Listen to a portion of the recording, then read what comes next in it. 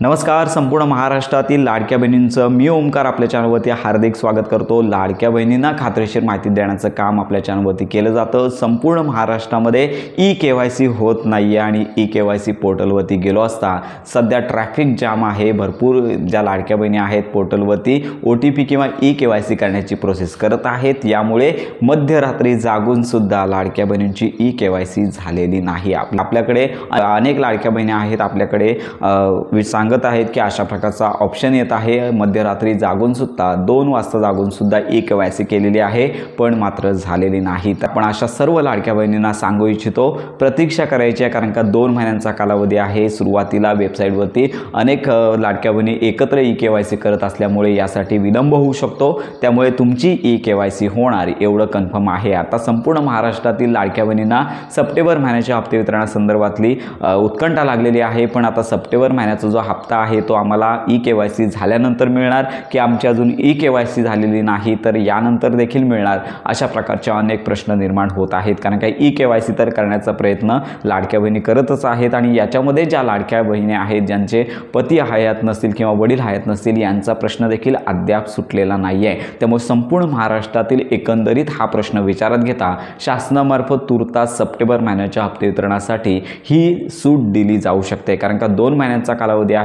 September महिन्याच्या हप्ते वितरणासाठी सूट दिली जाऊ शकते, म्हणजेच मिळणंच गरजेचं आहे जेणेकरून लाडक्या बहिणींना 2 महिन्यांमध्ये ई-KYC करण्यासाठीचा वेळ मिळू शकतो. तर अशा प्रकारे सप्टेंबर महिन्याच्या हप्ते वितरणासंदर्भातली घोषणा आता काही 2 ते 3 दिवस बाकी आहेत. तर या दिवसांमध्ये होईलच. GR आल्यानंतर संपूर्ण माहितीपर व्हिडिओ आपल्या चॅनलवरती दिला जाणार आहे. तर अशा प्रकारे सध्या तरी शक्यता आहे की सरसकट ज्या पात्र लाडक्या बहिणी आहेत यांना हा लाभ दिला जाऊ शकतो. आणि याचबरोबर संपूर्ण महाराष्ट्रामध्ये ज्या लाडक्या बहिणी 26 लाखांमधून अपात्र ठरलेल्या होत्या त्यातील ज्या लाडक्या बहिणी पात्र ठरलेल्या आहेत यांनी देखील ई-KYC करून आपली KYC झालेली असेल अगोदर तर तसा स्टेटस तुम्हाला अगोदर पाहायला मिळेल. आणि संपूर्ण महाराष्ट्रातील लाडक्या बहिणी आहेत तर यांना एकच विनंती की ज्या लाडक्या बहिणी अपात्र ठरलेल्या होत्या 26 लाखांमध्ये त्यांचं नाव होतं तर अशा लाडक्या बहिणींनी त्यांनी चौकशी देखील करायची आहे की म्हणजेच पोर्टलवरती लॉग इन म्हणजे तुमचा आधार कार्ड नंबर टाकून एकदा चेक करायचं आहे की तुमची ई-KYC अगोदरच झालेली आहे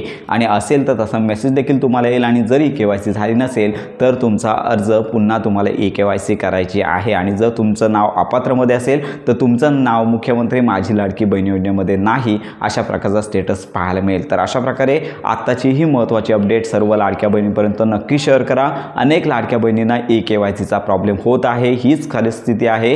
अनेक लाडक्या बहिणी आहेत तर यांना ई-KYCचा प्रॉब्लेम होत आहे.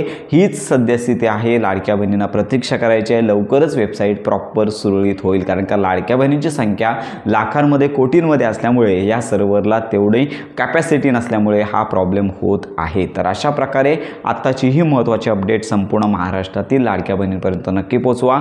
मुख्यमंत्री माझी लाडकी बहीण योजनेसंदर्भात तुमच्या काही शंका असतील तर आपल्या व्हिडिओच्या कमेंट बॉक्समध्ये नक्की कळवा.